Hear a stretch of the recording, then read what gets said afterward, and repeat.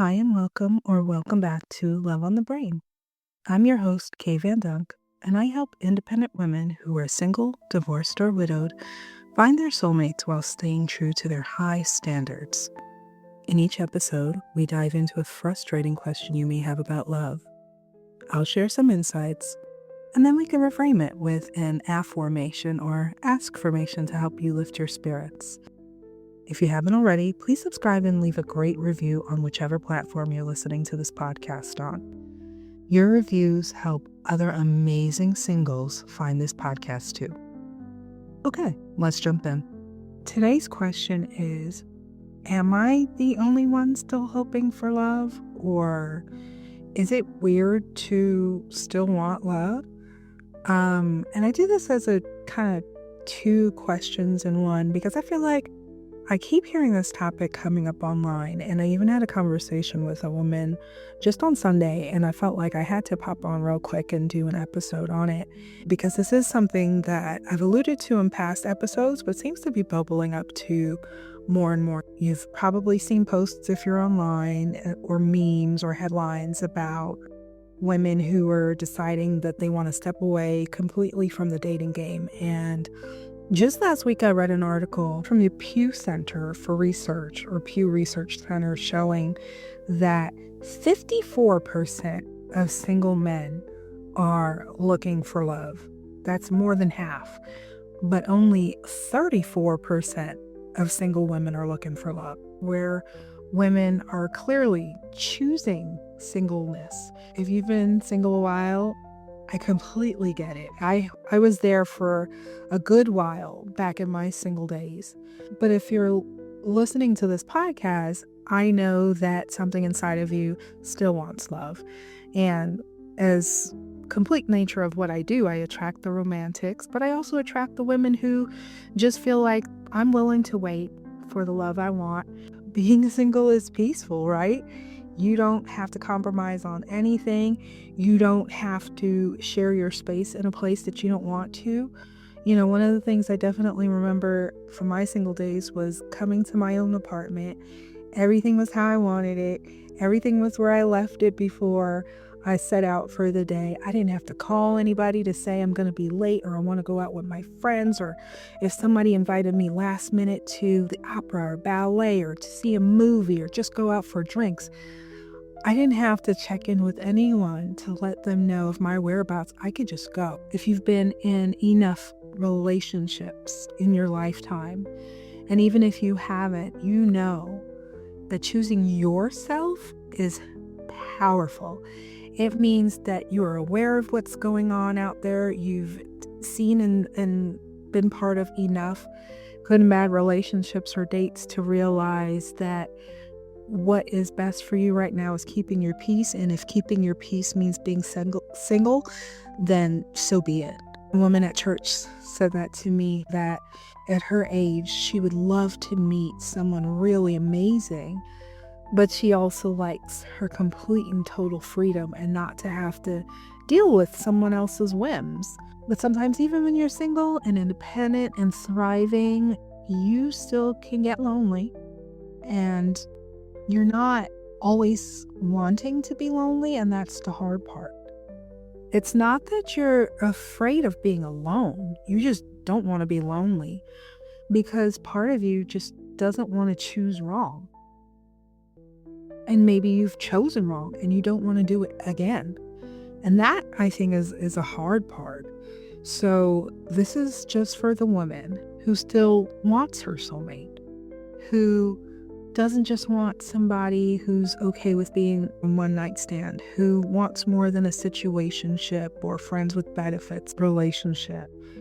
You want someone extraordinary. You want somebody who's gonna look like your soulmate wish list, and not just someone who is going to be fine with you taking up the spotlight, but someone who is drawn to your shine.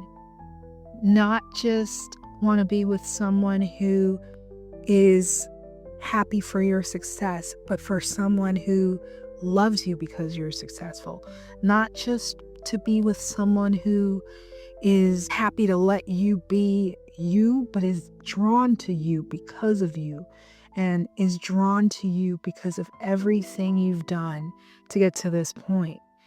And I never liked that quote from Jerry Maguire when Renee Zellweger says, "You complete me," because you don't need a person or a relationship to complete you. But love is part of all the pieces that makes up your life. It's not as if finding your soulmate magically will make you into the fullest version of your life, but it's part of the life that you've envisioned for yourself. Wanting love doesn't make you old-fashioned, doesn't make you out of step, doesn't make you out of tune, doesn't make you a weird minority. What do I think about that? I think that says that you're in a discerning class of women who are ready and willing to hope that they find something awesome. They'll find waiting until he or she gets here. I also think it means that you have grown up and that you are able to be discerning because of your life experience, because you know what's available in the dating pool right now, and maybe you're not super impressed, but you've done enough healing to be discerning. You have enough distance to be discerning. And you know that soulmate love is not the fallback plan. It is a higher standard of looking for love. And I think that's what's missing, because I do speak to women every day out and about, not obviously women who are interested in working with me, but they don't believe in soulmate love. They don't believe it exists. They say stuff to me all the time like, yeah, that existed maybe in my grandmother's time, but men like that aren't around anymore. Back in the day, that kind of stuff was normal, but it's not anymore. If you think our grandparents weren't struggling, you're crazy. If you think our grandmothers all married their soulmate, you were crazy. There were a lot of women doing the best they could with what was available at the time. And more often than not, our grandparents, our parents, and great-grandparents weren't necessarily with their soulmate because that wasn't a concept that was really explored. So because you are waiting for that, because you are looking for that, historically, that is not the norm, right? We all know that what's typical is to find someone who's close enough, settle down, and make life work. And for billions of people, for many generations, that was good enough. You are a trailblazer, you are a groundbreaker, and the person out there on the other side, who's your soulmate looking for you, feels the same way. Really, you don't think you're destined to meet each other? You're not looking for someone who's gonna rescue you. You are calling in that someone who's ready to meet you right where you are. I could say this as someone who's been with her soulmate for 15 years. And because I believe so strongly that this work works, that's why I decided to coach independent, successful, strong, amazing single women on how to do the same thing. Because I don't believe that having your soulmate love will make you feel like you are complete, but because you deserve it. You deserve to be with someone who is as amazing as you are. Someone who is just a wonderful addition to your life. I, Kay Van Dunk, wholeheartedly believe that this love exists even now. I believe you wouldn't be here right now if you didn't need some support, if you didn't need some inspiration or a little bit of motivation to keep going. You wouldn't be here if you didn't need a little soul food right now, and I'm going to give it to you. So instead of today's question, which is, am I the only one still hoping for love, or is it crazy to still want love right now? The affirmation we're going to focus on, why does choosing love feel like a rebellion? And that's, why does choosing love feel like a rebellion? Maybe it does seem like all the high quality men are gone from the dating pool, or the women also not what you would hope for, or that the numbers are against you and you're just not going to end up with your soulmate like you want. and that maybe you should stand with the other 66% of your sisterhood in deciding to not date again, even casually. But maybe because you're in the minority, you are part of a rebellion. You are part of the few who believe that soulmate love exists, and you are going to wait for it, and you are going to do the work to attract that love to you. You are choosing to believe in something deeper. You are choosing to be seen, to be supported, loved, adored, desired, to feel safe with the soulmate that's out there looking for all those things to provide for you. And a bright spot to the Pew Research is not something you would expect. And it's that even with the number of single women not looking for love being as high as it is and rising since the last time they did the survey before COVID, the bright spot is that divorces are down.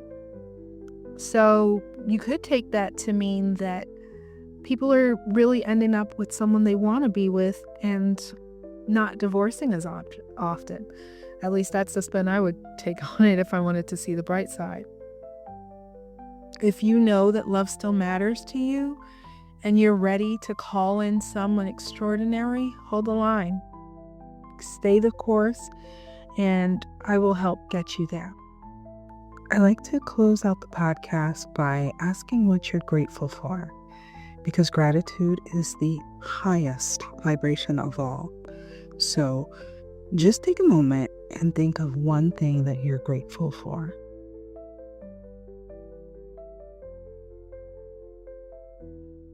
As always, I'm grateful to you for tuning in and love you for listening. And remember, when love is on the brain, asking better questions can lead to better answers.